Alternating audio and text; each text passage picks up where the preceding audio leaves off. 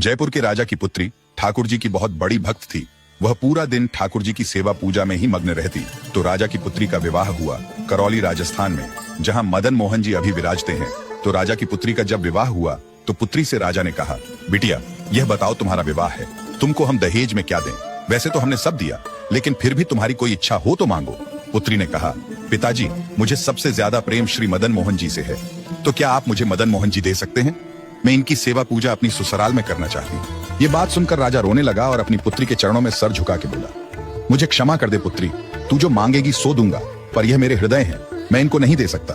मैं वृंदावन से मुगलों से बचा करके इनको लेकर आया हूँ, तू जो मांगेगी सो दे दूंगा, पर मदन मोहन जी को नहीं दूंगा। पुत्री बोली, पिताजी आपके पास गोविंद देव जी और गोपीनाथ जी तो हैं, एक ठाकुर जी मुझको दे दो।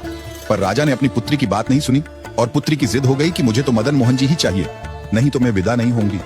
राजा की पत्नी ने भी कहा, पुत्री इतना कह रही है तो आप दे दीजिए ना। तो राजा ने एक प्रस्ताव रखा। राजा बोला, अच्छा पुत्री एक काम करते हैं, मैं तेरी आंख पर पट्टी बांध करके मदन मोहन जी जैसे 7 स्वरूप तेरे सामने खड़ा करूंगा, जिनमें से 6 स्वरूप जो होंगे वह मैं बनवाऊंगा और 1 स्वरूप वास्तविक मदन मोहन जी होंगे। अगर तूने असली मदन मोहन जी को पहचान लिया तो मैं यह मान जाऊंगा कि तू नहीं, ठाकुर जी ही तेरे संग जाना चाहते हैं। तो राजकुमारी बोली, ठीक है।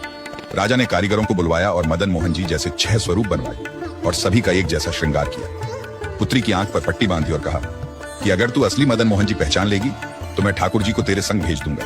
उसने हाँ तो बोल दिया, लेकिन वह कांपने लगी, घबराने लगी। वह रात्रि में जब सोई तो बहुत रोई और ठाकुर जी से कहने लगी, हे नाथ, अगर कहीं मैं आपको नहीं पहचान पाई, मेरे तो प्राणी ही निकल जाएंगे, विदा होना तो बहुत दूर की बात है। इस बात को सुनकर आधी रात में मदन मोहन जी उसके स्वप्न में आ गए और स्वप्न में आकर बोले, तू चिंता मत कर, तेरो ही मन ना है मोए ले जावे को, मेरो भी मन है तेरे संग जावे को। ठाकुर जी बोले, मैं एक काम करूंगा, जैसे ही तू मेरे स्वरूप को हाथ लगाएगी और मेरे हाथों को स्पर्श करेगी तो मैं अपनी कन्नी उंगली हिला दूंगा, तो समझ जाना यही असली मदन मोहन का स्वरूप है। अब तो दूसरे दिन वो पिताजी के पास गई, पिताजी जल्दी करिए कब चलना है? तो पिताजी बोले, बिटिया तू भी क्या याद रखेगी, मैंने ऐसे स्वरूप बनवाए हैं कि कोई बता ही नहीं सकता कि असली मदन मोहन कौन से हैं। पुत्री की आंख पर पट्टी बांधी गई और कहा, जाओ और ढूंढ लो असली मदन मोहन जी को।